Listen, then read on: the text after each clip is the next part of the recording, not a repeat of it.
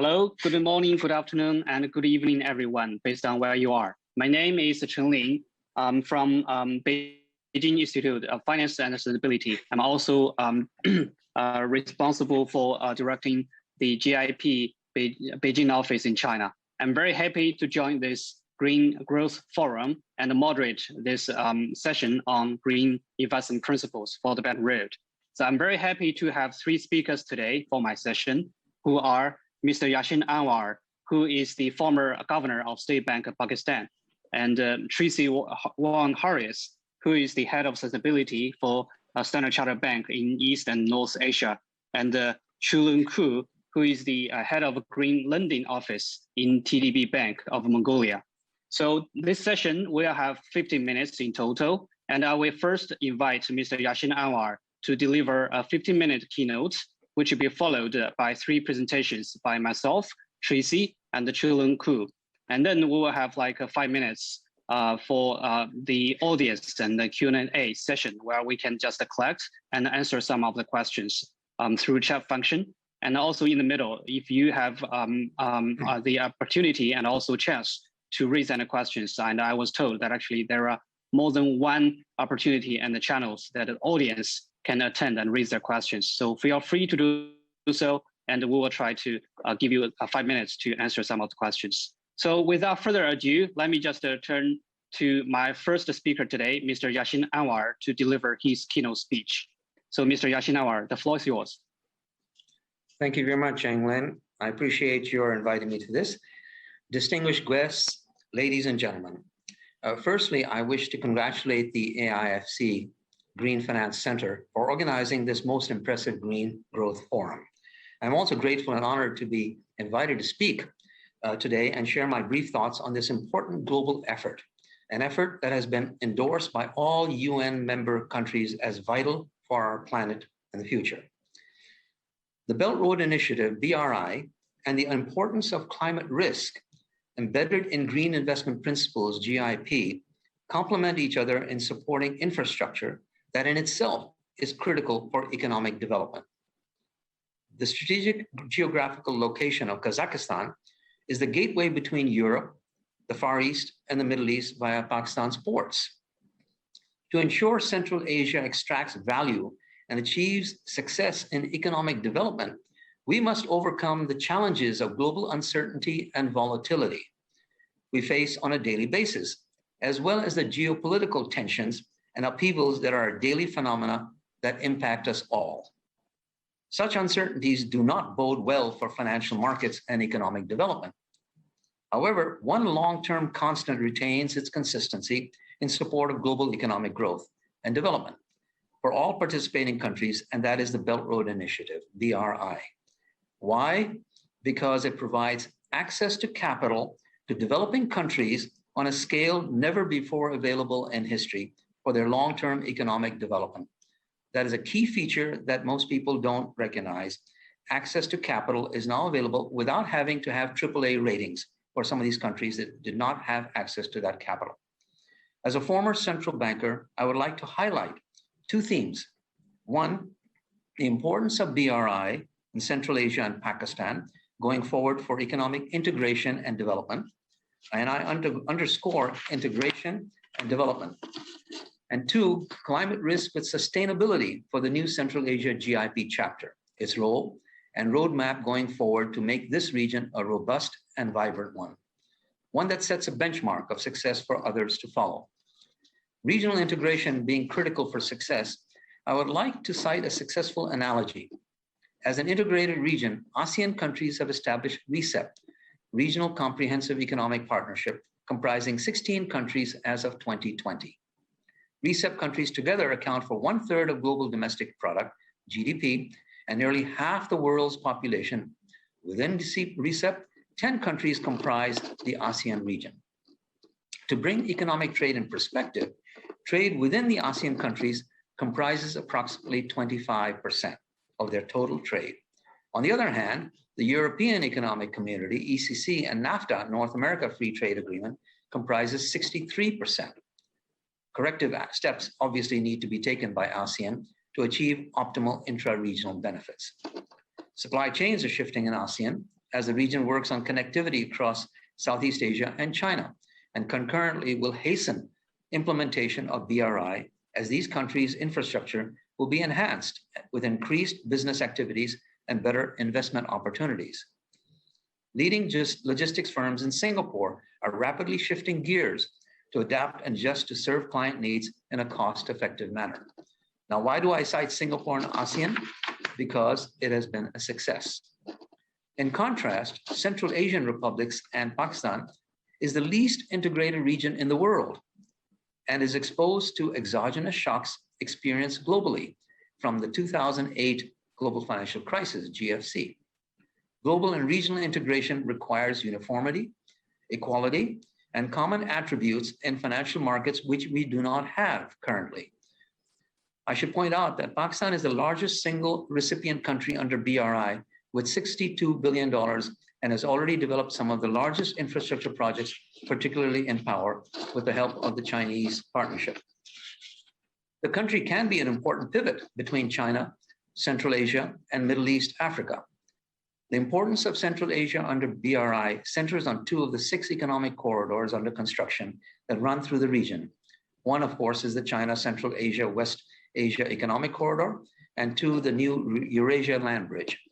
These 2 Central Asian BRI economic corridors could merge and connect with the northern route of the China-Pakistan Economic Corridor, CPEC, and enter China.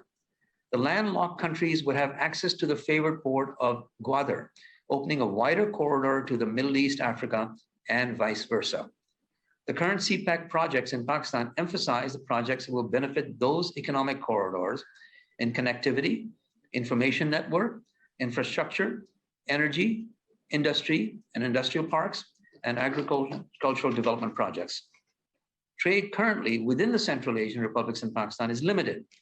And I'd like to cite the following areas that have potential to increase exponentially. First, hydrocarbons, crude oil and natural gas, and metals are the leading items exported by the Central Asian states. Setting up oil pipelines will allow for more efficient movement of these products. Pakistan's SEZs, once fully functional for the industrial sector, will enhance the country's productive capacity and provide a major impetus for economic and social development through new supply chains. The agricultural sector should be mechanized with technological advancement that would increase both productivity and quality of the output produced.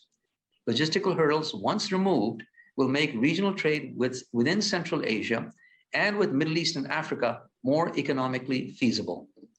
Finally, cultural integration will open new tourism opportunities and expand this segment towards socioeconomic growth.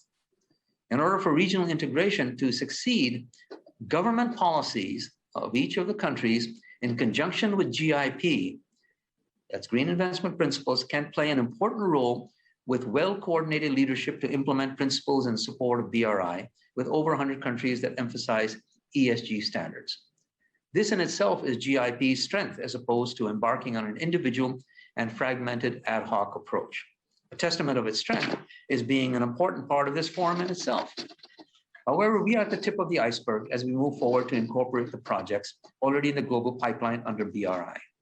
Investment consultants estimate that ESG market globally to comprise more than $40 trillion.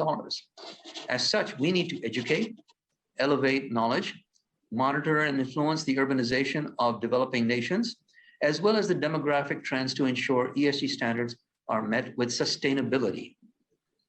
This leads me into my second theme of climate change that has become a risk that is too important to ignore. To quote my good friend Ravi Menon, Managing Director of the Monetary Authority of Singapore, quote, climate change represents significant risks to the financial system. At the same time, the financial sector plays a key role in the fight against climate change. One, finance is key to unlocking a sustainable future. And 2, it can support the transition to a less carbon-intensive economy by channeling capital to green technologies and infrastructure, unquote. I think this is well said and sums up exactly what our objectives are as well. The president of Kazakhstan reaffirmed in his recent address at the Climate Ambition Summit that Kazakhstan has taken a course for deep decarbonization of the economy and the development of a circular economy committing to become a carbon neutral country by 2060. Uzbekistan intends to move to carbon neutral electricity production by 2050. In 2018, Kyrgyzstan adopted a concept on green economy aimed at significantly reducing risks to the environment, preserving the country's natural ecosystems, and increasing natural capital. So the countries in Central Asia have committed themselves already to transition to lower carbon economies and are gradually working out measures to reduce greenhouse gas emissions, develop renewable energy resources, and raise energy efficiency. These commitments are commendable, and the leadership of Kazakhstan and other countries in Central Asia are to be commended.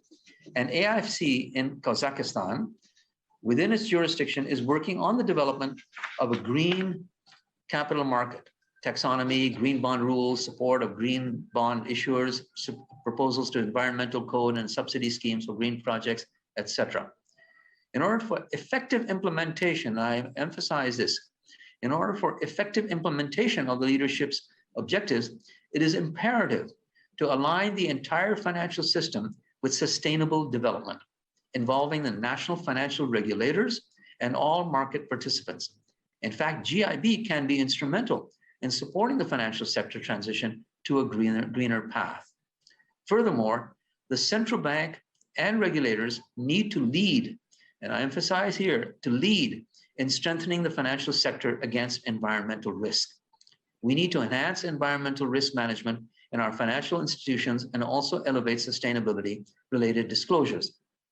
In fact, I am currently actively involved with the State Bank of Pakistan that has already embarked on this program by forming working groups, steering committees, and a roadmap for training programs over the next year. We are, in fact, ahead of many countries in that regard.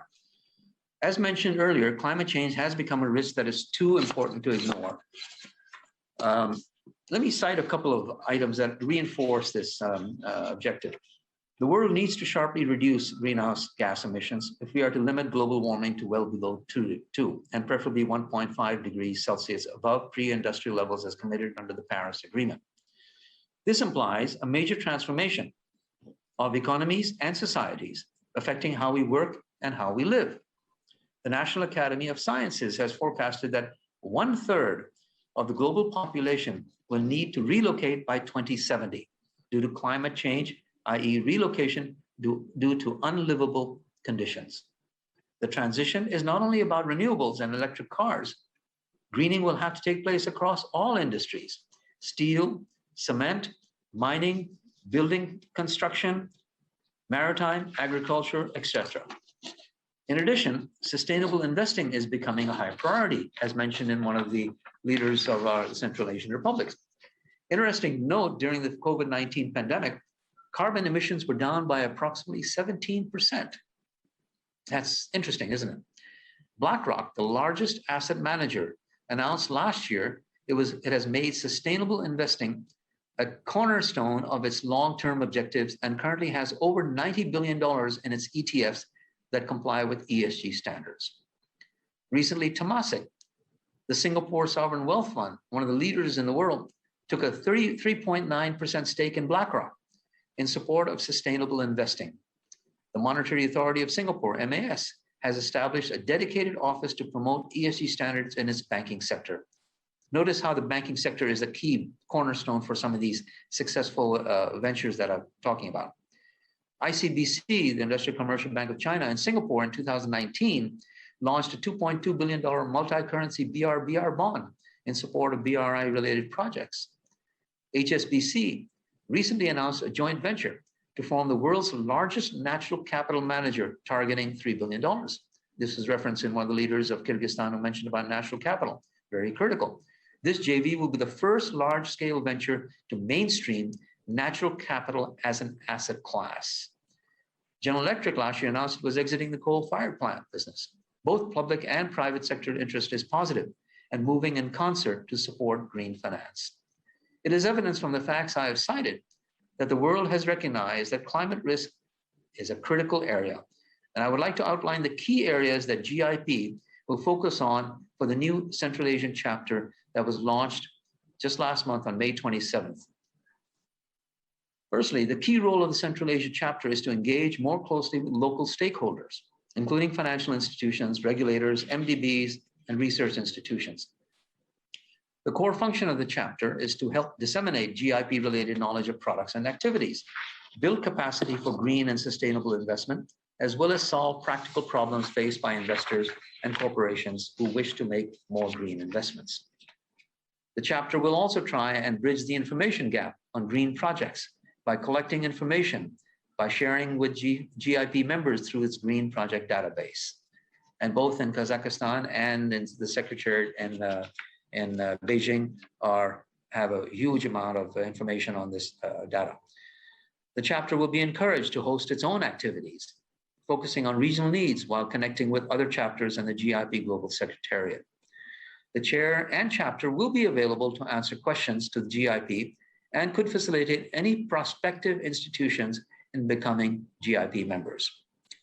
In conclusion, I would like to underscore the huge opportunity we have in showing to the world how the Central Asia region can assimilate its knowledge base and resources to develop a clear long-term path to carbon neutrality. The transition to a net zero economy is the greatest collective endeavor we must undertake going forward. How capital is allocated to support this effort is a priority.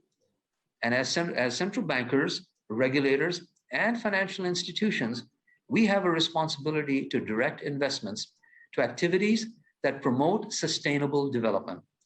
Let us all work together to achieve that goal for a better future.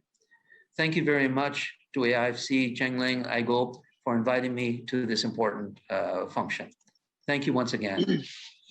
Great. Thank you very much, Mr. Yaseen Anwar, for your very enriched information and also impressive numbers and data. So if I may, actually, I heard a lot of very impressive language and also words. For example, you highlighted again the importance of BRI by bringing the capital to these countries, and also how important actually this capital can help mobilize the scaling up and also the construction of a lot of infrastructures. And most importantly, actually highlighted the importance of climate change and also risks stemming from climate change to the financial market and financial sector.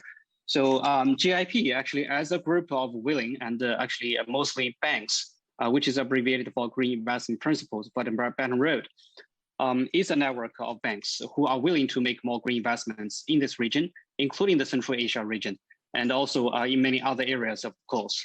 So to better actually serve its members and prospective members, and also to scale up the sustainable investments in this region, the GIP has decided to establish a few regional offices, including the one in Central Asia, which was just established like 1 month ago, which was hosted by the AIFC and also chaired by yourself, Mr. Yaseen Anwar. So thank you once again very much for your very marvelous speech.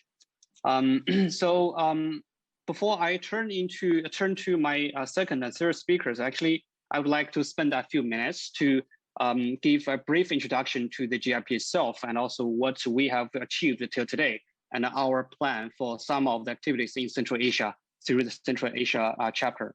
So I also have some slides to share, which I'll share with you very soon.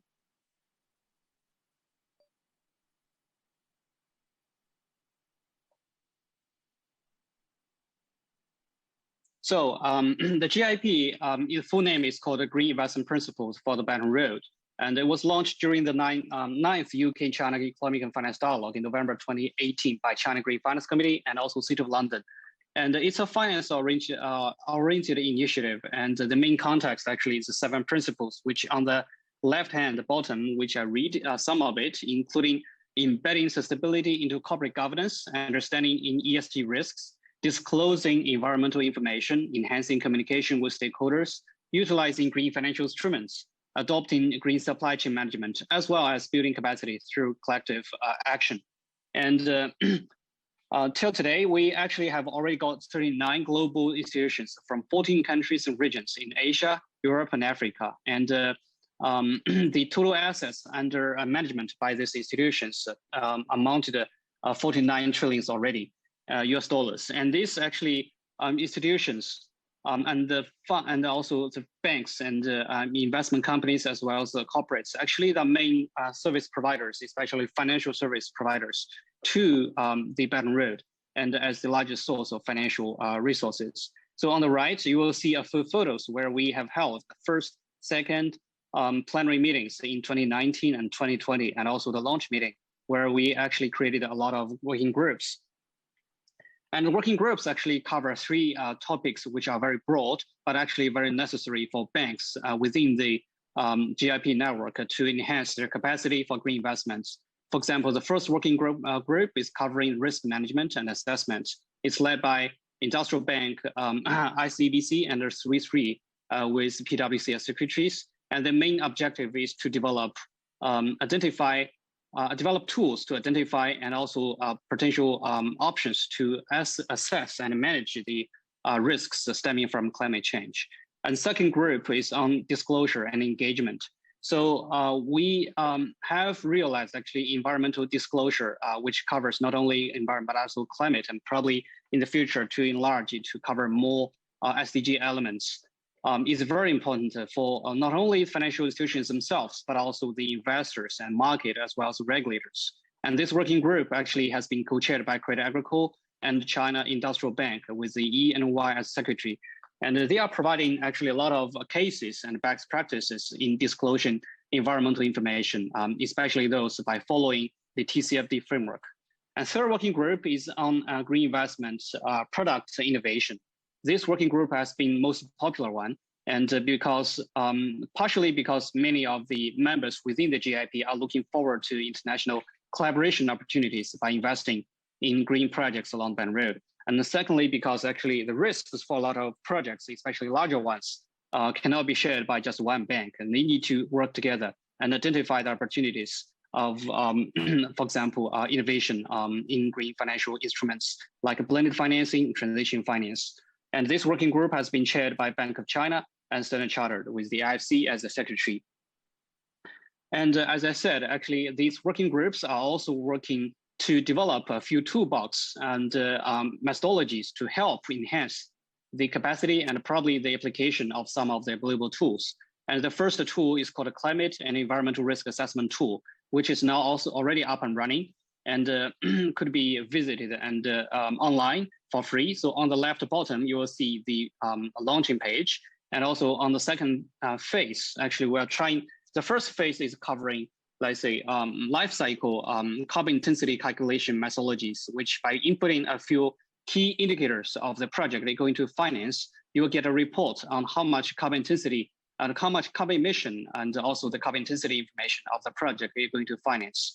And to echo and also as a response to the need of the market that actually the risks from environment and about the climate is now extending to cover other SDG factors like biodiversity and maybe water and also pollutants. So in the second phase, we're trying to include at least some part of the new elements, including the pollutants like SO2, NOx, and dust, and also water risk as well as biodiversity risk by just inputting the combinations of the location of this project you're going to invest. And this tool will come back with a report on comprehensive assessments of above listed risks in total. And the phase 2 is about to launch a demo in August to September this year, which we will try to invite for test through our Central Asia chapter, where the Green Finance Center of the AIFC is hosting.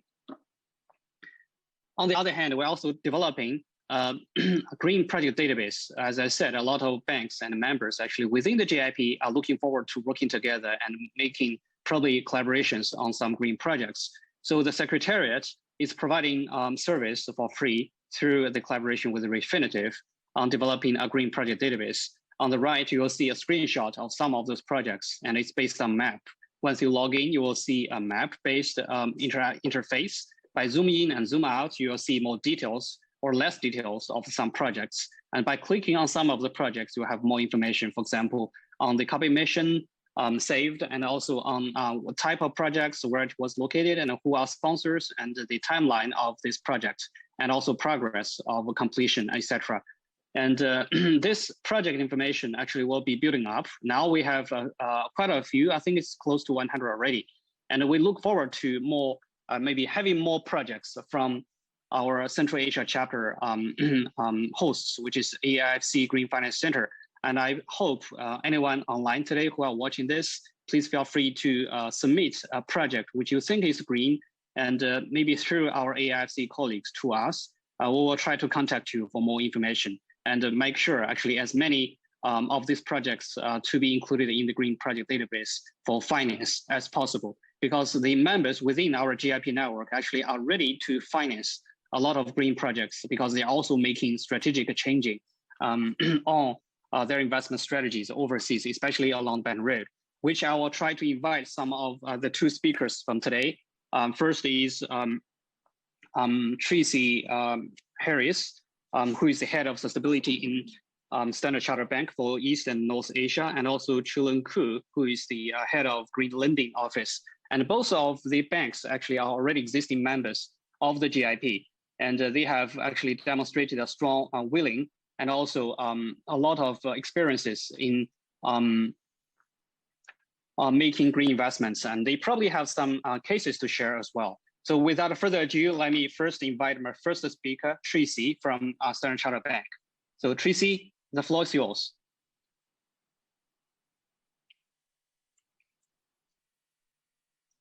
Tracy, can you hear me?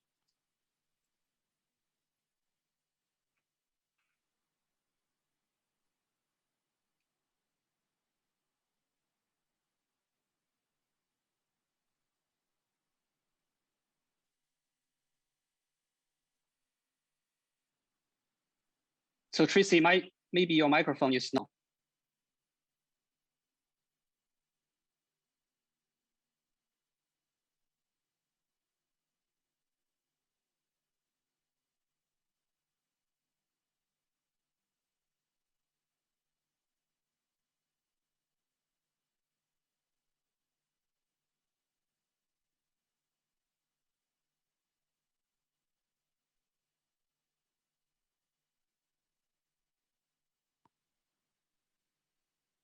Tracy, can you hear me? But I cannot hear you. I can see that you are unmuted, but I cannot hear you.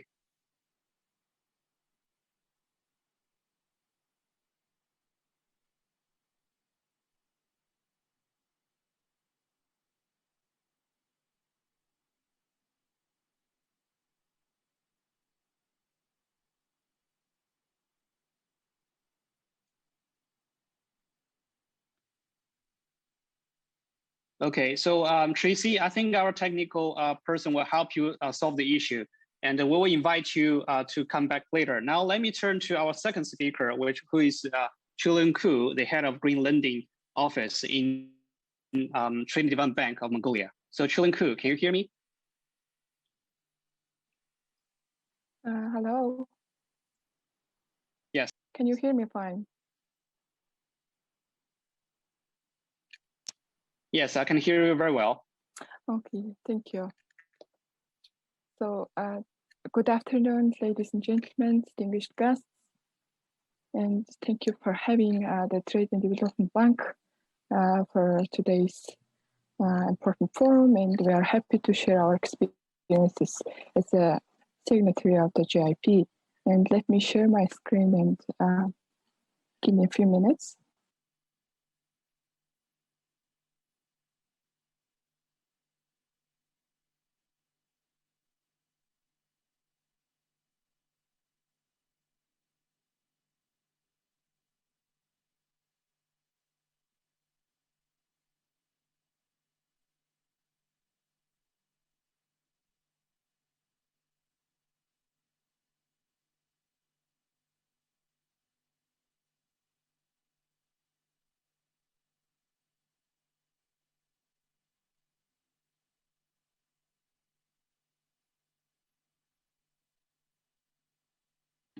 The microphone is off, the speaker is not heard.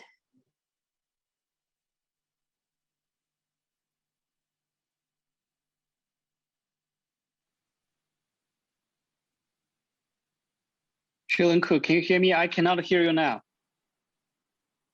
Are you muted? Hello?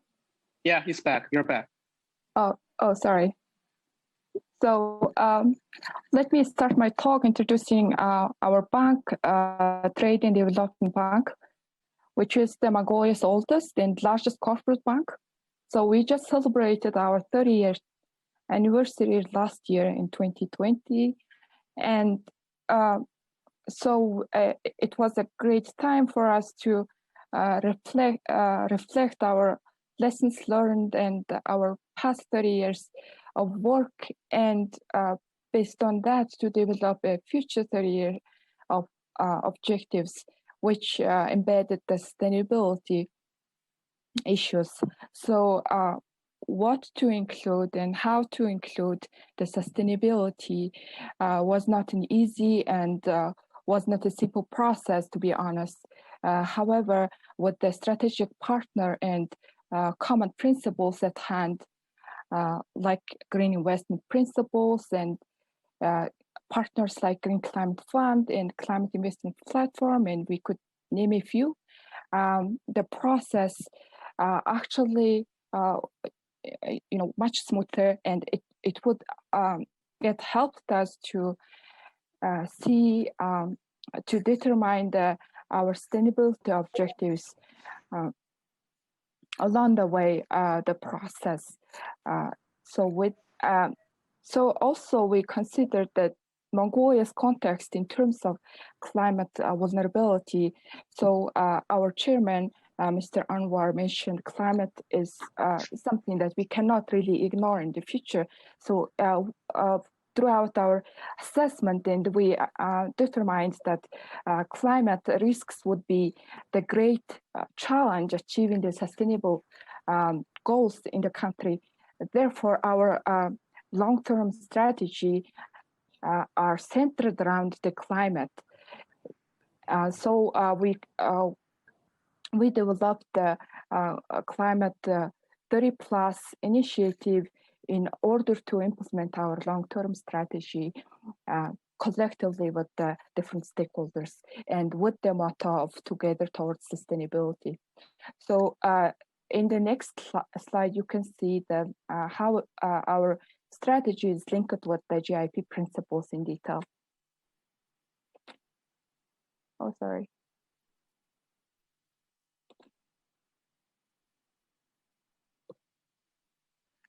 Okay, we Trade and Development Bank become a member of GIP in 2019. Since then up to now, what we have done is that previously mentioned, we developed our long-term strategy, which embedded the sustainability issue. And we also established the dedicated office called Green Funding Office, which I'm from. And also we, as a implementing instrument of our long-term sustainability, we launched the Climate 30+ initiative. And again, the other governmental, institutional and technical frameworks are set up, such as the TDBM Sustainability Finance Framework, which is more like a taxonomy for green and social lending. And we also developing the emission tools to better disclose our environmental risk and climate risks, and also impacts of our green lending. And we're also developing a green loan programs and financing products for our clients. And quite a lot happened since our joined the GIP, and which the becoming member and was kindly very well complements our corporate strategy development in the coming years.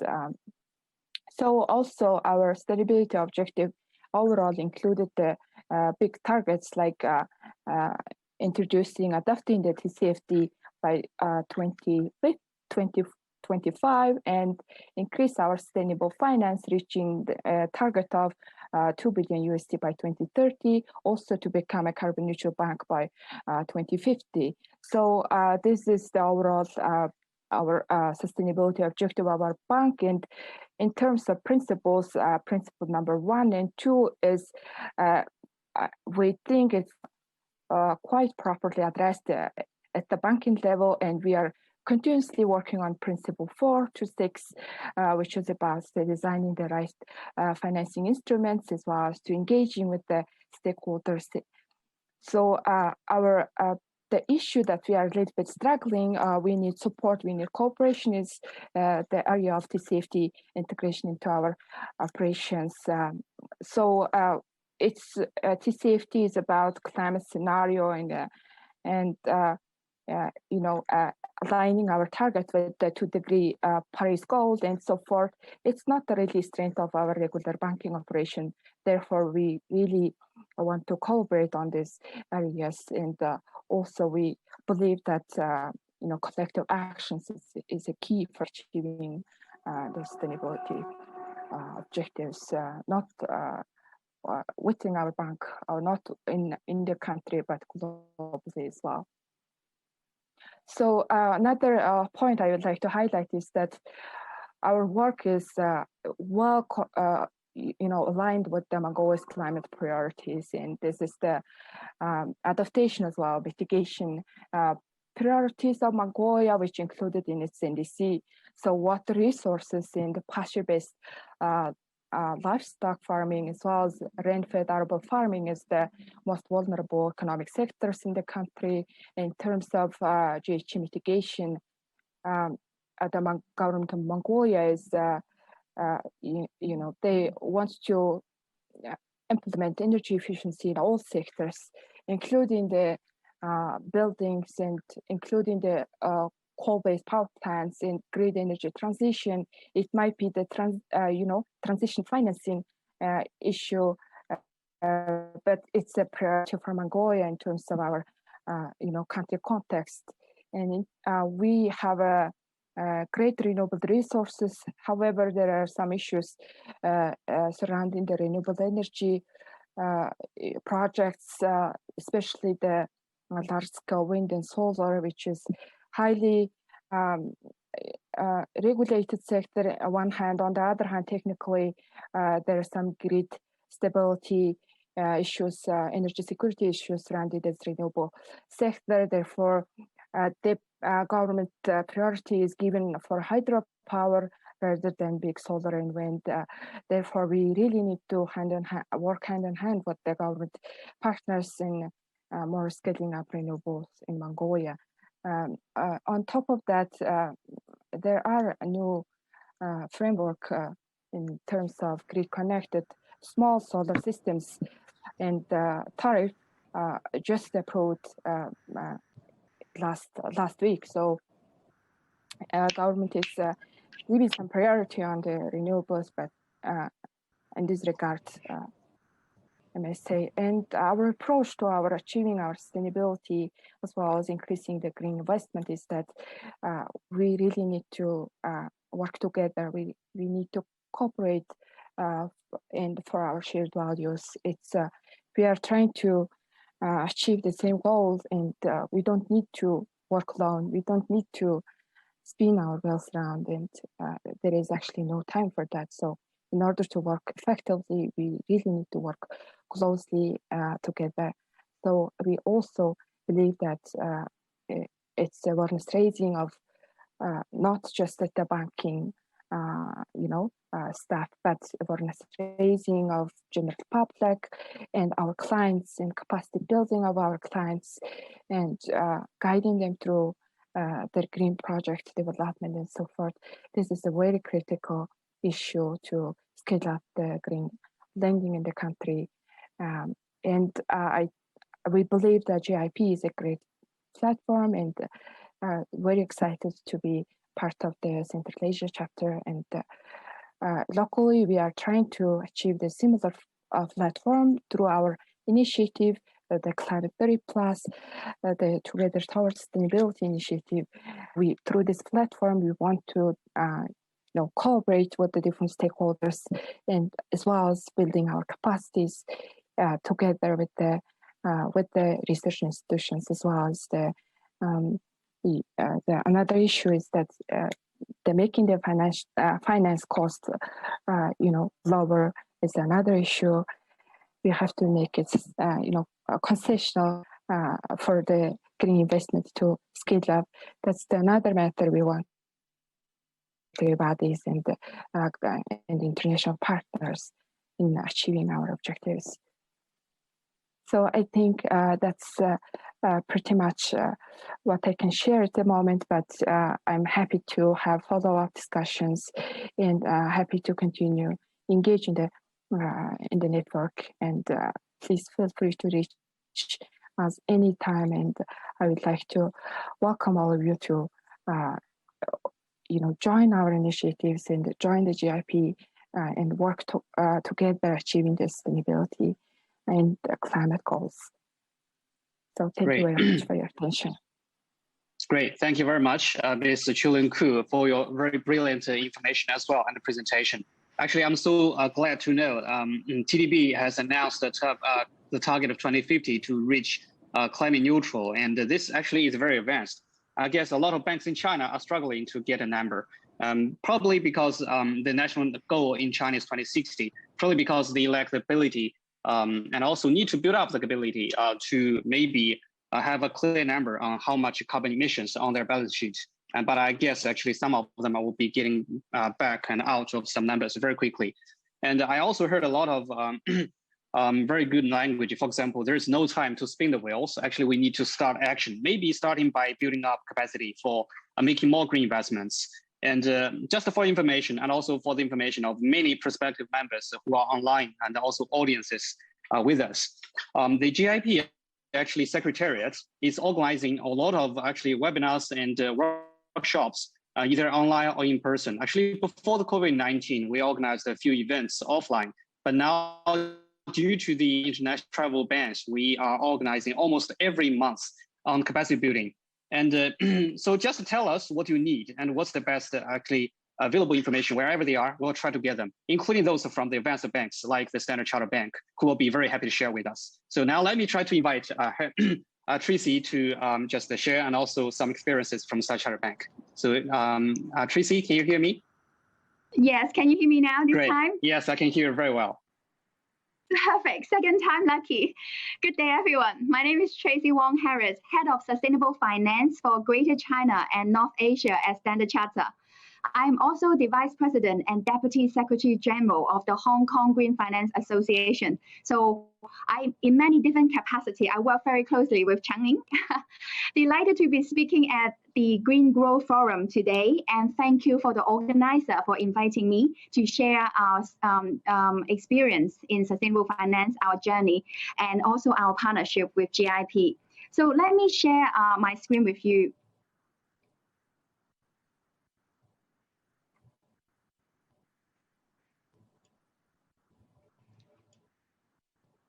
Can everyone see my screen? Yes, very well. Perfect. Okay, that's great. So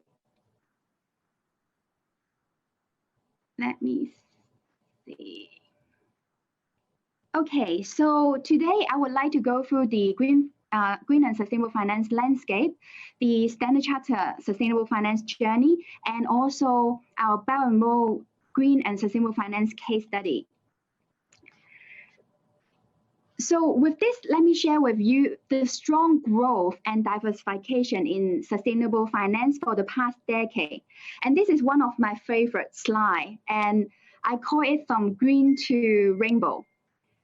As you can see from the slide, it starts with just green bonds and green loan at the beginning. And then, yeah, you can still hear me, okay. And then it evolved to GSS, which is green, social, and sustainability. And sustainability is a mix between environmental and social. Then later on, we've seen the sustainability linked product. So it can be in loan format or bond format. And of course, the latest is the transitions product, transition market, which is the key topics of today. Now, from the graph, I would just like to highlight a couple of our observations. From in the past 3 years, you would be able to see that sustainability linked loan has a very strong uptake. This is the light blue color bar that you can see on the chart. And also the COVID bond, so social bond category, because on the back of COVID, we have seen a large pickup from the last year. And that is highlighted in the light green bar on the chart. So this is the slide where you can see the global landscape of how today's sustainable finance evolved in the past 10 years. I hope you can tell from the slide that how Standard Chartered integrates sustainability to our DNA. From establishing the ESRM, which is the Environmental Social Risk Management Team back in 1997, to integrating ESG criteria into all our lending decisions with over 19,000 bank-wide client assessments against our positions statement back in 2019. We committed $75 billion financing that promote sustainable development goal, the SDG goal. And we announced our own operational net zero target by 2030, and also to align with the Paris Agreement with our clients' lending.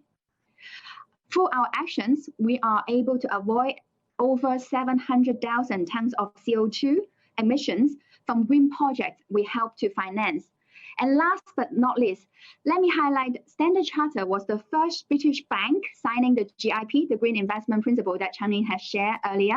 And we were honored to receive the Best Practice Award from the GIP Steering Committee last year. With that, let me just quickly share with you what are the products and from our house, from Standard Chartered, what is the sustainable finance product offering? And of course, you are very familiar with the loans and bonds, typical loans and bond market. And we also offer sustainable deposit. So the deposits bank with us, we lend on sustainable assets only. And also we provide ESG advisory on particular, some company have ESG rating or not yet have ESG rating. So we offer advisory to help either the client, the company to establish the ESG rating or to improve their ESG rating. And this year, at the bottom half of the table, we have highlighted a few more products. So sustainable trade is a product that we target SME on supply chain, on construction. So we just roll out this product. And also derivative, ESG derivative, sustainable finance derivative is another product that we have rolled out. Last but not least, very hot topic on carbon trading. So we are about to start the carbon trading in the European ETFs market. And also, you have probably heard our Standard Chartered CEO is the chair on chairing the task force for scaling up the voluntary carbon market. So a lot more to come in this space.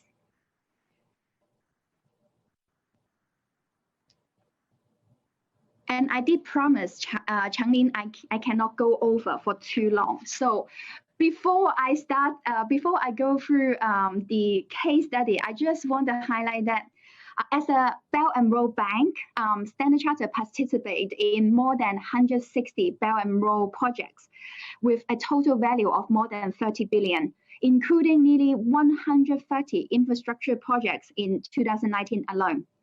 More than 50% of these projects are in line with the UN SDG goal, as such as renewable energy, waste management, and water resources, etc. So with that, let me just quickly go through a couple of examples. So the case study in front of you is a $195 million waste to energy power plant project financing in Vietnam. And this project will have an electricity generation capacity of 75 megawatt, waste treatment capacity of 4,000 tons per day, and a waste collection capacity of 4,800 tons a day. With the next case study that just want to call out, so this is a US dollar 269 million solar PV project financing in Oman, and this project achieved quite many firsts. So it was the lowest tariff for a power project in Oman, largest utilities scale solar plants, and also the first renewable energy financing from us, and also partnership with AIIB on this project. So this is just a couple of project financing in Belt and Road that we did that we want to showcase. And on this slide is a number of thematic bonds. So if you recall my earlier green to rainbow chart. So these are the thematic bonds that we have issued. We have helped clients to issue from green to blue to sustainability to social to COVID to transition and to sustainability lane. So this is just the sweep of thematic bond that the bank has helped to structure. With that, let me just quickly wrap up. Transition financing is a crucial enabler for the Belt and Road countries to achieve carbon neutrality. Initiatives like the Green Investment Principle and financial institutions like Standard Chartered, we have a very key role to play. The way how we help clients, companies to reach net zero, we engage with our clients to understand their role in transitioning to the low carbons in order to help them to measure, to manage, and to reduce emissions. We also develop sector-specific transition pathway for the most carbon-intense industry with our portfolio, on our portfolio.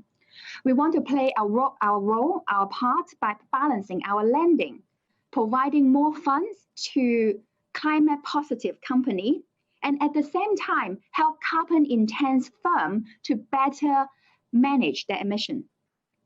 Last but not least, collaboration is crucial and is our hope that with initiative and partnership like GIP, together we can help and play a key role in helping the world to achieve the net zero goal. So with that, I think that I'm within my 10 minutes, Chao-Ning. I'm passing the floor back to you. Great, thank you very much, Tracy, for good timing. Actually, we're just on time. But our organizer just told me we probably have like a few extra time. So so that I have probably the chance to raise one or two questions to each, and maybe considering collecting some questions from the audience. So let me just start from Tracy yourself. My first question is, as a member of the GIP, and also you demonstrated a lot of innovative green products for the Belt and Road, and also a lot of innovation and commitments from Standard Chartered Bank to the Belt and Road. So the first question is, to what extent do you think the GIP is in line with your corporate strategy in sustainability? And also, do you think signing up to the GIP an extra burden or complementary to your development strategy? Sure, Cheng-Ning, if you recall that the long journey from CSR to philanthropy to sustainability to our latest sustainable finance journey, as I highlighted, GIP is, we are the first bank signing up on GIP, so of course it's very much aligned with our DNA and strategy. And in terms of whether it's an extra burden, I wouldn't say so, because I actually find it very complementary. And actually, the work that we put into GIP, we found it, we also receive a lot in gaining back as well. So I wouldn't say that it's a burden on the firm itself.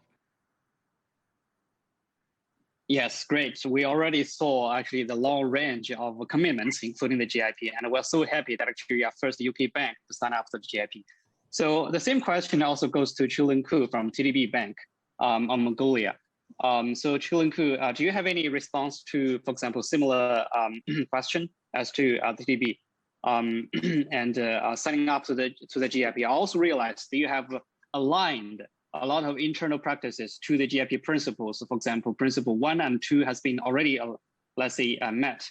And principle 3 and 4 seems to be actually in the way. So what do you think about this question? Yeah, during my presentation, I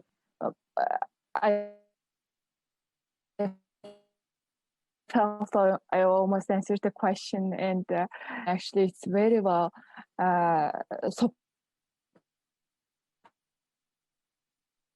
supporting our forward and aligning our work with the GIP gives us the extra assurance that we are moving towards the right direction, and it's a very complementary and helpful, actually, instrumental for our internal, development and our work. Yeah, so great. Thank you very much. I also have a question from the audience, which is also related to this question. The question is, since the TDB Bank is now actually enhancing its environmental and social framework on the lending, so is there any impact on the pricing? For example, are you, for example, have to increase the pricing for loans so as to cover the costs, or you are raising the threshold for some of these loans? This is a very new question from the audience.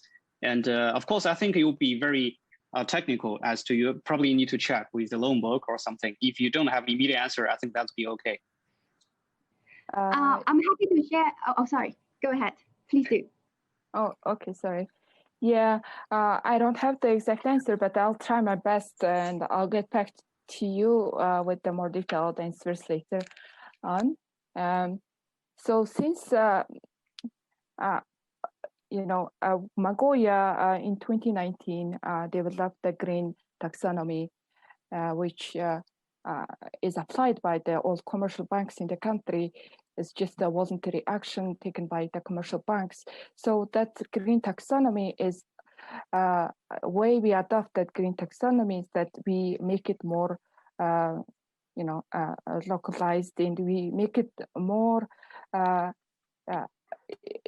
in terms of the criteria and requirements and impact indicators we specified. We better align with the international standards, such as the ICMA sustainability bond principles and social bond principles, green bond principles. We aligned with that principles and adopted and developed our own TDB sustainability taxonomy, covering the green sectors as well as social sectors.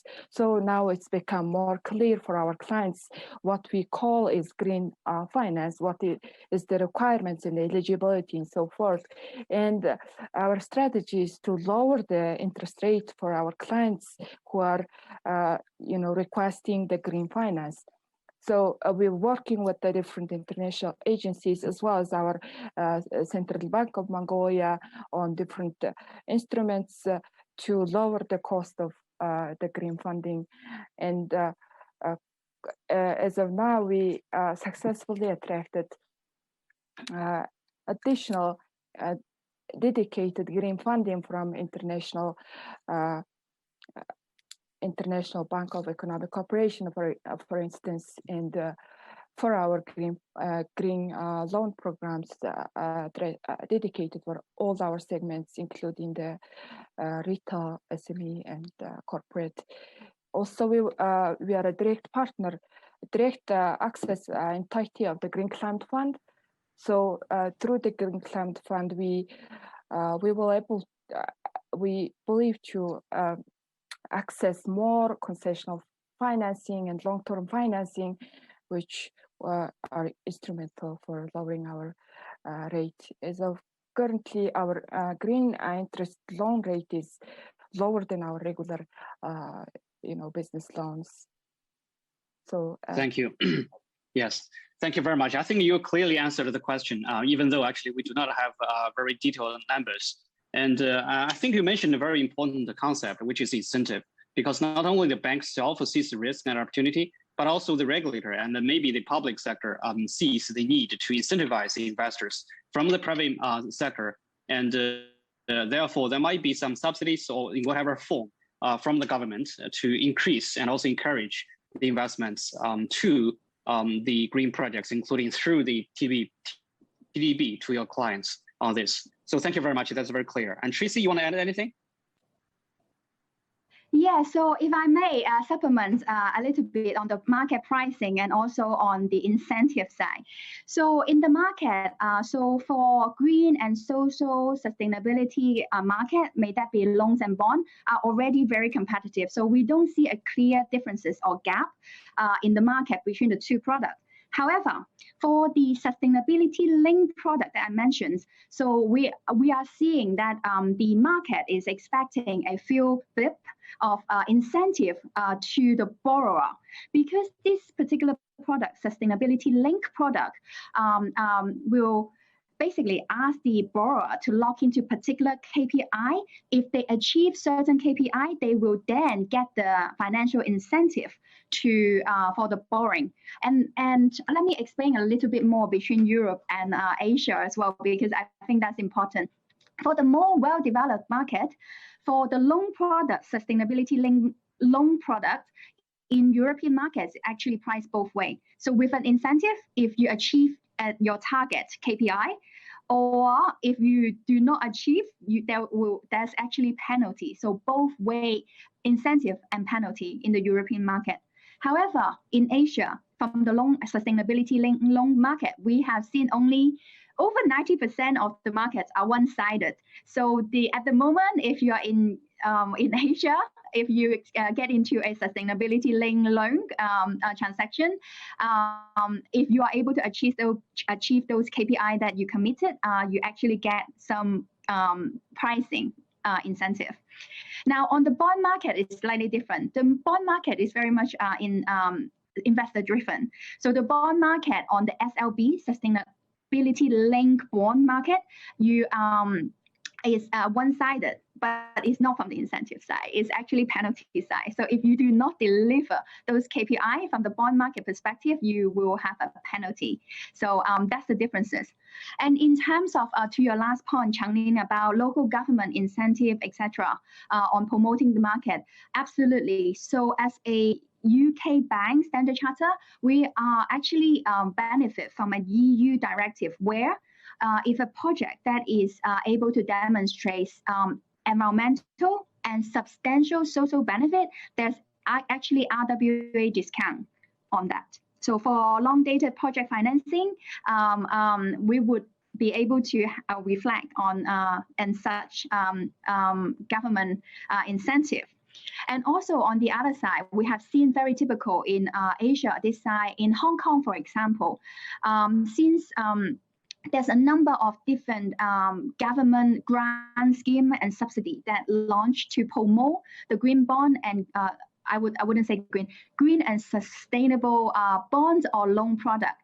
So as of 10th of May this year, for green and sustainable bond issued in Hong Kong, there is a substantial cash incentive to promote it if you're first time or second time issue in Hong Kong.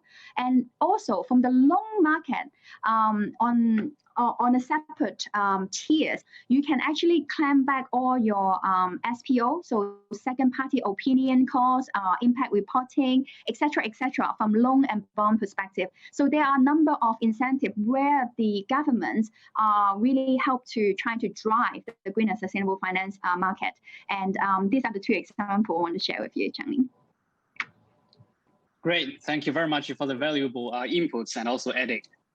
You also mentioned that the role of SLL and SLB, where actually the market-based penalties or incentives are introduced. And that's a very interesting topic, but I think due to the limit of time today, we probably will talk about it the other day. And I guess that's gonna be another, let's say, focus for time to come in the coming years. As I totally agree with you, the transition finance shall play a very important role here. So now let me turn to actually GIP, since this is part of it. As I said in the very beginning, we are actually inviting AIFC Green Finance Center to serve as the chair and also host for this chapter. And as a signatory member of the GIP, what do you expect from this chapter? And I can encourage you to touch on the need for localized services, including taking into account more circumstances in the region, for example, diversified energy investment needs and whatsoever. So just tell me, what do you expect from this, let's say, regional office, so that we can work together and make it more, let's say, in line with the goals and expectations of the GIP members. So maybe starting from Tracy. Yeah, so I guess as I highlight about the market differences, my earlier pricing example on all the markets actually act quite differently. I think using GIP as a platform are able to translate and share different best practice across different markets. So having that regional focus is very important in terms of education from both ways, from the local market incentive and perspective, and also from other members, other GIP members' perspective. I think that's very valuable to better penetrate and understand and capacity building on the understanding of the local market and syndicate out to wider market. Great. So thank you very much. We'll probably make use of that information for our future communications with the AFC Green Finance Center. So Chuluunkhuu, can I also add on that? Sure. I also highlight during my speech that we are a little bit struggling on the TCFD aligned disclosures, and but on this regard, we participated in the GIP events on the disclosures. It was very useful to learn from others, and I really want to participate, continue participate the best practices on, as well as the disclosures. And also Tracy mentioned the importance of best practices in terms of the local market and instruments suitable for that specific location and so forth. So important to share the best practices. Great. So thank you very much. I absolutely agree that we probably will enhance our capacity building intensity in the future and provide more localized services. For example, by doing some survey with the prospective and also existing GIP members in the region, make sure actually our capacity building is more targeted to the local needs. And also maybe you can just feedback these topics which you are interested in and which we haven't covered in before, and probably do not have the resources or the channel to get in these questions. Please feel free to either drop us an email directly or send through some questions to the local office through the AIFC Green Finance Center. And since you mentioned a disclosure, actually, we have already come to almost a close of the reporting cycle for this year, and we are happy to have your reporting again this year. And I also heard actually there is a question from the public saying what will be the reporting responsibilities for a GIP signatory. So let me just try to answer this question. This is very simple, and I think actually the reporting responsibility for existing GIP members would be to answer a questionnaire which is framed in different sessions. For example, your strategy, your governance, your investments, your portfolio, and also the risk management processes. From the perspective of disclosure, it's very much like, let's say, an extended version of the TCFD as a guidance for any potential or existing GIP member to develop a TCFD report based on the framework that they prepared by the Secretariat. So the responsibility will be to provide whatever you have within your bank, and that could be, let's say, reported or disclosed to the public. And by answering the questionnaire prepared by the GIP Secretariat, we will then synthesize all the responses collected through this whole process and put that into a report. And of course, this report will probably not disclose any specific data or information on a bank or any other member. What we will do is give overall an overview of the GIP members in total and also the aggregation. And probably will not mention any specific name until there is an opportunity and also need to do so. And we will make sure the reports is actually acceptable to all existing members, and we will circulate for comments beforehand. So that's a very brief question, and we already have this part on the GIP website, which reads gipbr.net. So feel free to pay a visit, and feel free to drop us the email if you have any questions regarding that part. So I think we have another few minutes. Now let's maybe talk about transition finance, Tracy. I know transition finance is something actually a lot of banks are very interested in, including existing and potential products. And for the Central Asia, I think transition finance has some special meaning because energy actually intensity here is very high. And to what extent do you think, Tracy, transition finance in whatever form, including loan or bonds or other financing instruments, do you think transition finance would be helpful for them to transit and also realize their climate neutral goal? Yeah, sure. Thank you. I think this is one of the key topics, and without addressing the high carbon intense sectors industry, there is no way we can get to net zero. So let's not run away from it. Let's deal with it direct. So I think from the financing's point of view, there are many tools, but one thing is very, very important is really that sector specific deep dive, understanding that particular sector truly, and then form the pathway, come up with the transition pathway, and what are the key tools that will enable that particular sector and industry to arrive to net zero. And then you come and look at the financing tools or product, etc. So like I mentioned earlier, let me give another example. There is a transaction. So there's a power company in Hong Kong that we helped to transacted a transition financing. So the ultimate goal is to understanding what is the company's transition and strategy. With that, they were like with this particular company, because it has a very strong tie with the government. It has agreed already a energy mix from coal fire to a better energy mix. So there were 2 transition bonds that was raised to raise financing in order for the company to invest into digress, move away from coal and build another new plant for better energy mix. So this is one example.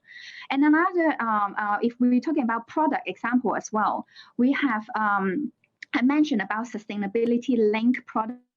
So this product, you need to be able to see, the company need to be able to articulate a very clear pathway on what is their longer term goal or strategy.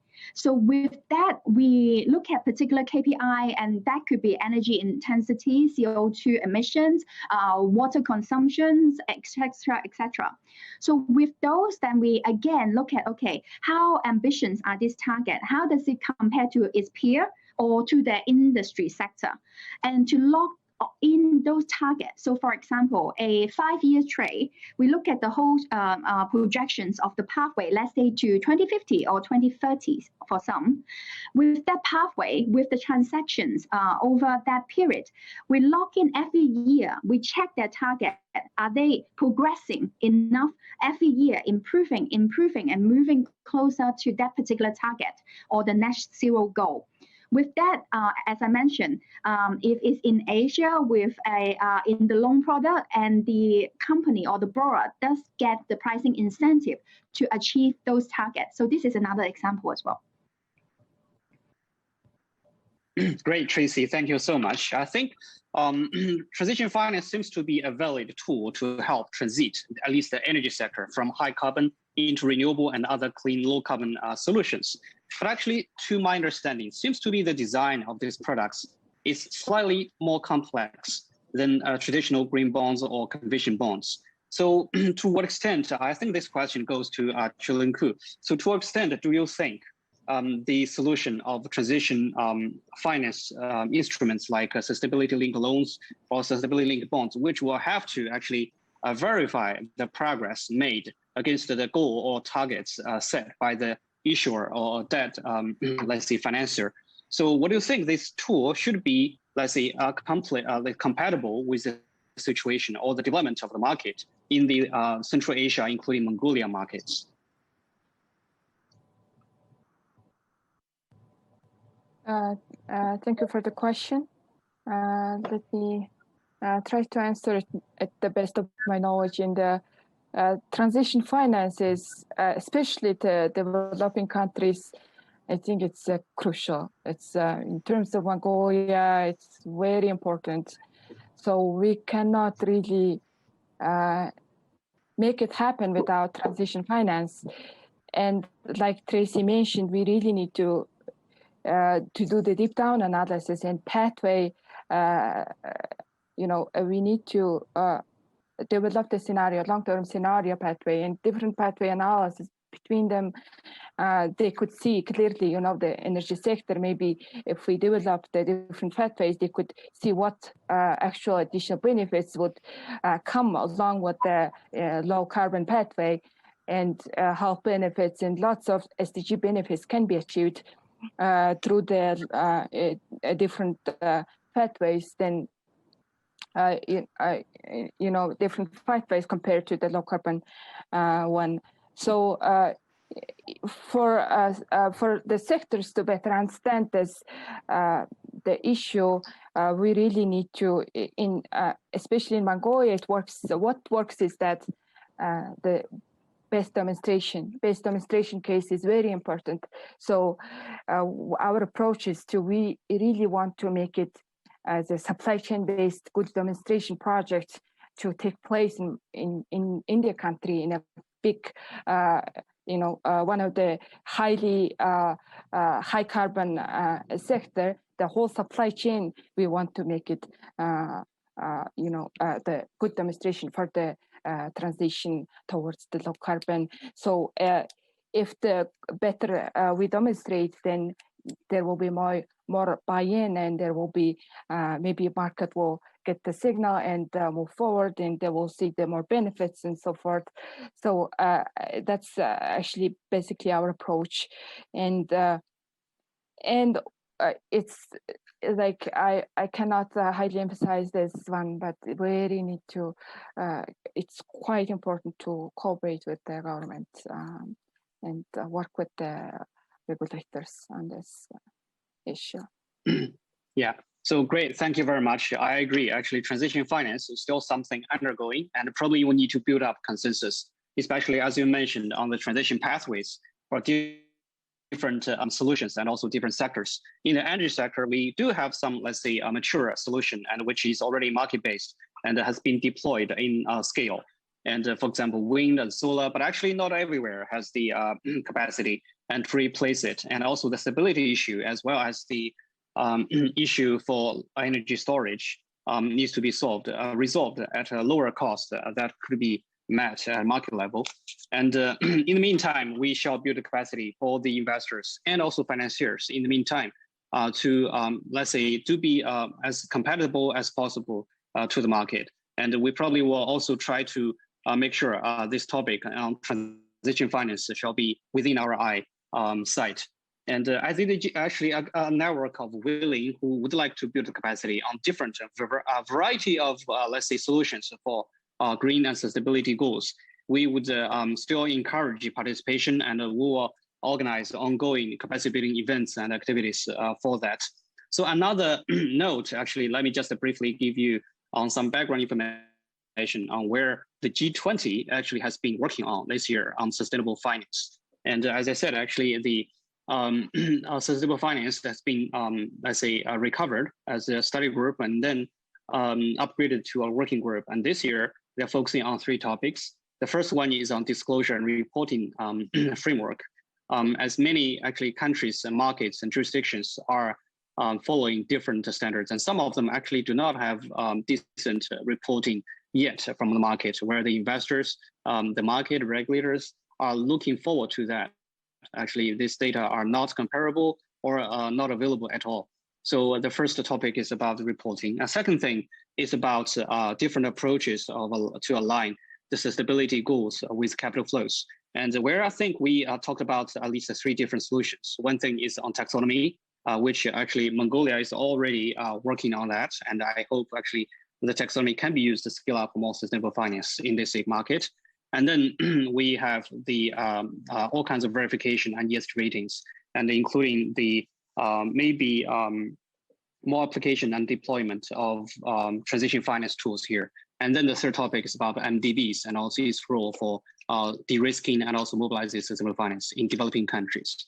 So with all that, let me just thank you very much for the welcome, a very warm speech and also impressive remarks, including Mr. Yaseen Anwar and also Tracy Harris and Chuluunkhuu for your participation. And thank you very much. And everyone online, especially, thank you for attending with us, and wish every one of you, including those online or who are watching through other platforms, a very good night or a good afternoon, and also a very good weekend. So thank you. Bye-bye.